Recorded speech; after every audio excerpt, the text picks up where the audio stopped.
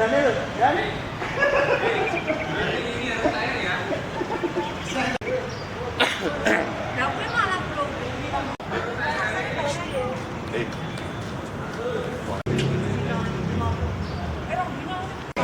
ada berapa? 10 biji atau 20 biji? Tinggal dia mengambil satu atau dua.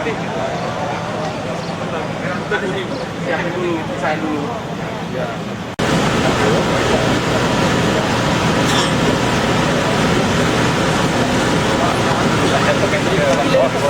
Oh ya, politik. Dia nanti dilemparkan. Terima kasih Bapak.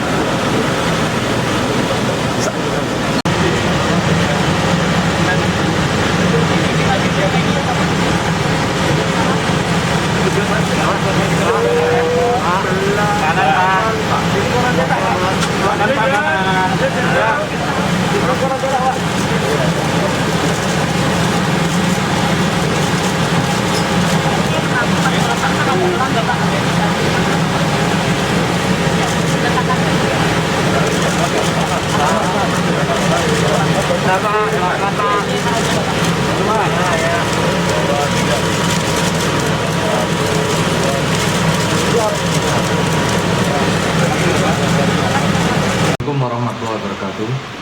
Selamat pagi, salam sejahtera untuk kita semua.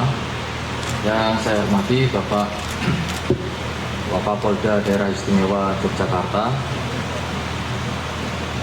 Bapak Kombes Pol Jayadi dari Direktorat Tindak Pidana Narkoba, Bapak Ibu sekalian yang kami muliakan, kami akan membacakan hasil pemeriksaan laboratoris kriminalistik barang bukti yang didapat dari dua TKP. TKP yang pertama adalah di Jalan PGRI 1 Sonosewu nomor 158 Ngesti Harjo, Kecamatan Kasihan Bantul, Daerah Istimewa Yogyakarta. TKP yang kedua adalah di Jalan Siliwangi Ring Road Barat, Pelengburih, Kelurahan Banyuraden, Kecamatan Gamping, Sleman, Daerah Istimewa Yogyakarta. Dari kedua TKP itu kami dapatkan barang bukti yang dari TKP pertama di Jalan PGRI, dari semua barang bukti yang kita kumpulkan, kita golongkan menjadi 12 golongan barang bukti. Yang pertama, barang bukti obat warna kuning terdeteksi trihexylphenidil. Kemudian dari barang bukti yang kedua, obat warna putih terdeteksi juga trihexylphenidil. Yang ketiga, obat warna putih dalam botol terdeteksi trihexylphenidil. Dan yang keempat, barang bukti tertulis heximer terdeteksi trihexylphenidil. Kemudian yang kelima, anon material nomor 5 tidak terdeteksi bahan kimia berbahaya. Begitu juga untuk anon material nomor 6 dan nomor 7 tidak terdeteksi bahan kimia berbahaya. Barang bukti yang ke-8, anon material nomor 8 terdeteksi dextromethorphan. Yang ke-9, anon material nomor 9 terdeteksi dextromethorphan. Anon material nomor 10 tidak terdeteksi bahan kimia berbahaya. Anon material nomor 11 tidak terdeteksi bahan kimia berbahaya. Dan yang terakhir, barang bukti nomor 12, ingapan yang tertulis irgapan 200 terdeteksi phenylbutazone. Kemudian dari TKP yang kedua di Jalan Siliwangi Ring Road Barat, Pelengburih, Kelurahan Banyuraden, Kecamatan Gamping, Sleman, Daerah Istimewa Yogyakarta, barang bukti ada 11 golongan barang bukti. Barang bukti nomor 1, obat warna merah terdeteksi phenylbutazone. Nomor 2, anon material nomor 2 terdeteksi trihexylphenidil. Barang bukti nomor 3, unknown material nomor 3 tidak terdeteksi bahan kimia berbahaya. Unknown material yang keempat terdeteksi trihexyphenidil. Unknown material nomor 5 tidak terdeteksi bahan kimia berbahaya. Unknown material nomor 6 tidak terdeteksi bahan kimia berbahaya. Unknown material nomor 7 terdeteksi trihexyphenidil. Barang bukti nomor 8 tertulis heximer terdeteksi trihexyphenidil. Dan barang bukti nomor 9 cairan dalam botol terdeteksi dextrometorphan.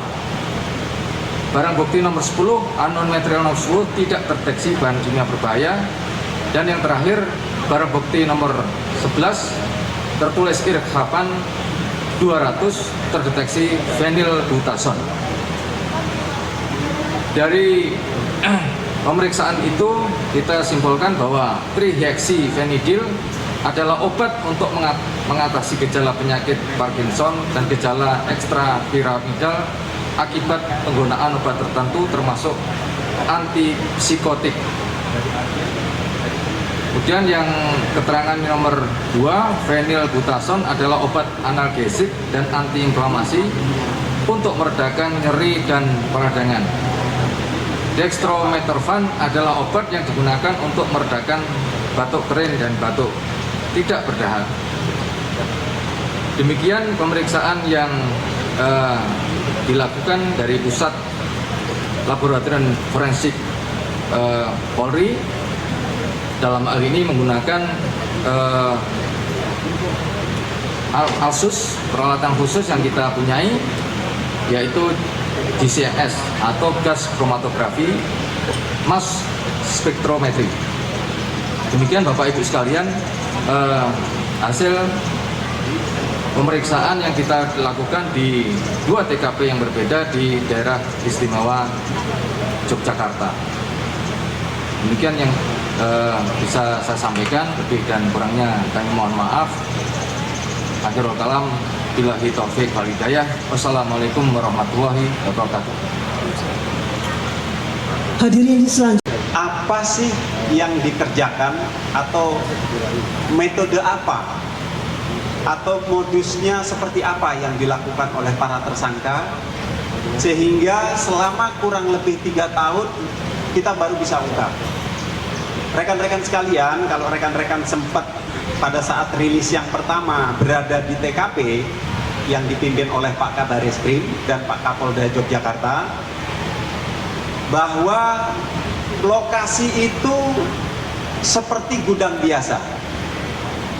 Mereka tidak melakukan aktivitas pada saat-saat jam-jam tertentu, sehingga masyarakat di sekitar situ menganggap bahwa lokasi itu adalah lokasi yang tidak biasa digunakan.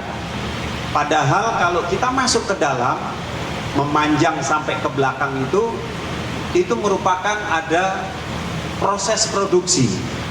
Ada peralatan-peralatan yang digunakan untuk mengolah dari bahan baku menjadi bahan jadi. Itulah yang disebut dengan proses produksi. Nah, masyarakat tidak pernah tahu di situ kalau ada proses produksi karena aktivitasnya tidak seperti aktivitas pabrik biasa. Mereka menutup kemudian melakukan aktivitas pada saat-saat masyarakat tidak fokus pada kegiatan itu. Itu yang pertama. Kemudian yang kedua, rekan-rekan sekalian, kami tidak berhenti sampai di pabrik sini saja. Tersangka yang kita amankan di sini merupakan pengembangan dari proses penyelidikan yang panjang yang kami lakukan dimulai dari bawah. Mulai dari agen, kemudian produsen, kemudian ketemulah kepada pabriknya di sini. Dan kita bisa dapatkan siapa aktor intelektualnya. Itu kita dapatkan. Kemudian untuk gaji dan lain sebagainya, apakah dia tahu? Mereka ini pasti sudah tahu. Ya, mereka tahu, makanya kami dari penyidik menetapkan bahwa yang bersangkutan sebagai tersangka. Kalau nggak tahu dan lain sebagainya nggak mungkin, karena prosesnya proses ilegal. Harus ada izin-izin yang dipersyaratkan untuk melakukan proses produksi.